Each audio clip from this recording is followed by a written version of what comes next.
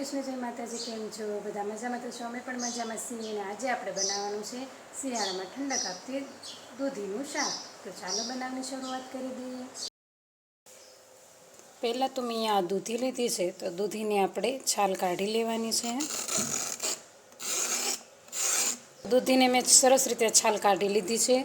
તો આપણે બે ભાગમાં કટ કરી લઈશું.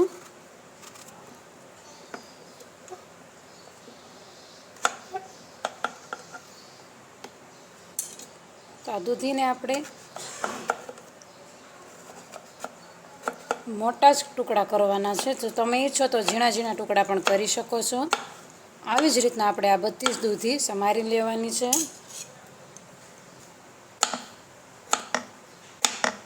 તો દૂધી મેં કટ કરી લીધી છે. તો આપણે સૌથી પહેલાં તો તેલ ગરમ થવા રાખી દેવાનું છે. તો ગેસ ચાલુ કરી તેની ઉપર મેં લોયો રાખી દીધું છે. એક પાવડું તેલ નાખીશું અને આ તેલને આપણે ગરમ થવા દેવાનું છે. તેલ આપણે ગરમ થઈ ગયું છે. તો તેમાં ચપટી જીરું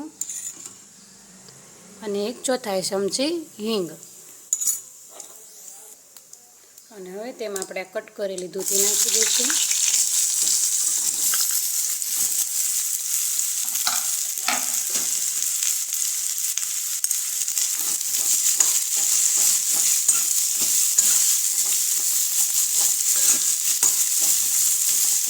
આ દૂધીને આપણે તેલમાં ચડવા દેવાની છે.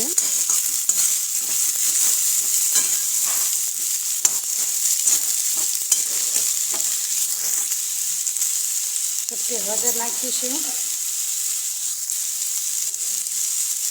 અને સ્વાદ પ્રમાણે મીઠું નાખી સરસ રીતે મિક્સ કરી લઈશું. હળદરને મીઠું મિક્સ કરી લીધું પછી 2 ચમચી જેટલું પાણી નાખીશું.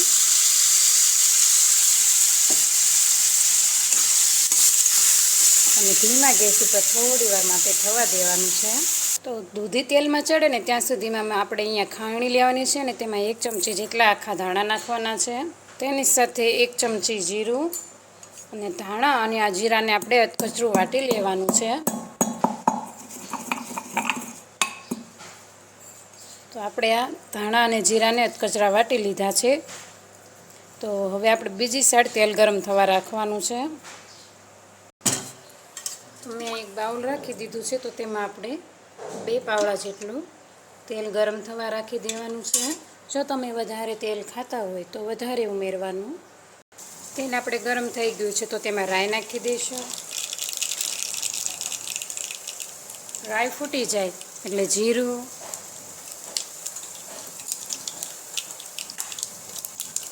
વઘાણી ગેસ ધીમો કરી નાખીશું. સૂકું મરચું અને બાદિયા,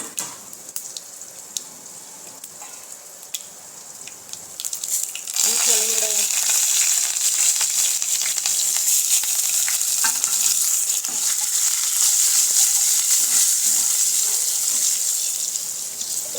લીલા મરચાં નાખી અને તેમાં આપણે આ ટમેટાની પ્યુરી છે તે ઉમેરી દઈશું.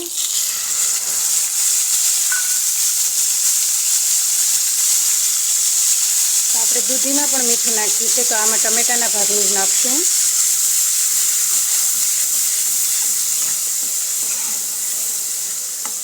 અને સરસ રીતે આપણે આ ટમેટાને ચડવા દઈશું. તો ટમેટા આપણે સરસ રીતે તેલમાં ચડી ગયા છે. તો તેમાં આપણે લાલ મરચું પાવડર, તમે જેટલું તીખું ખાતા હોય ને તેટલું તમારે ઉમેરવાનું. ચપટી હળદર, ધાણા જીરું, કિચન કિંગ મસાલો ના બધું સરસ રીતે મિક્સ કરી લઈશું. જો તમે એકવાર આવી રીતના દૂધીનું શાક બનાવશો ને તો આંગળા ચાટતા રહી જશો. અને આપણે 2 ચમચી જેટલું પાણી ઉમેરવાનું છે, વધારે નથી ઉમેરવાનું. કારણ કે દૂધી, ગલકા, તુરિયા તેમાં આપણે જેમ પાણીનો ઉપયોગ ઓછો કરીએ તેમ વધારે સ્વાદિષ્ટ શાક લાગે છે. અને આ બધા મસાલાને થોડી વાર માટે આપણે ચડવા દઈશું. તો આપણે આ બધા મસાલા સરસ રીતે ચડી ગયા છે. તો તેમાં આપણે જે આ દૂધી ચડવા રાખી છે ને તે દૂધી પણ ચડી ગઈ છે. તો આપણે આ ગ્રેવીમાં ઉમેરી દઈશું. જો તમે આવી રીતના દૂધીનું શાક બનાવશો ને, ખૂબ જ સરસ શાક બનીને તૈયાર થાય છે. જેને ન ભાવતું હોય ને તેને પણ ભાવવા લાગશે. અને સાથે જ આપણે આ કસૂરી મેથી છે હાથમાં મસળી લીધી છે તે ઉમેરી દઈશું અને સરસ રીતે મિક્સ કરી લઈશું. મસ્ત સુગંધ આવી રહી છે. તો આપણા શાક સરસ રીતે થઈ ગયું છે. તો તેમાં આપણે જે મસાલો ખાંડ્યો હતો ને તે ઉમેરી દઈશું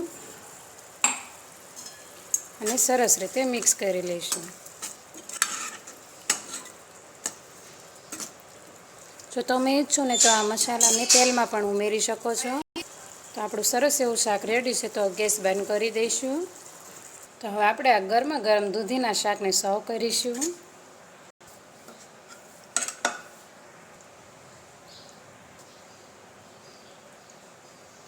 તો સરસ એવું ઉનાળામાં ઠંડક આપતું આપણે આ દૂધીનું ગરમા ગરમ શાક રેડી છે.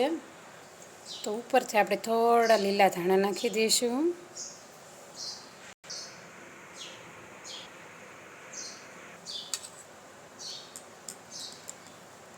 ખૂબ જ ટેસ્ટી એવું આપણું આ દૂધીનું શાક. જો તમને મારો આ શાકનો વિડીયો પસંદ આવ્યો હોય તો લાઈક, શેર અને સબસ્ક્રાઈબ કરવાનું ભૂલતા નહીં. તો મળીએ હવે નેક્સ્ટ વિડીયોમાં. ત્યાં સુધી આવજો.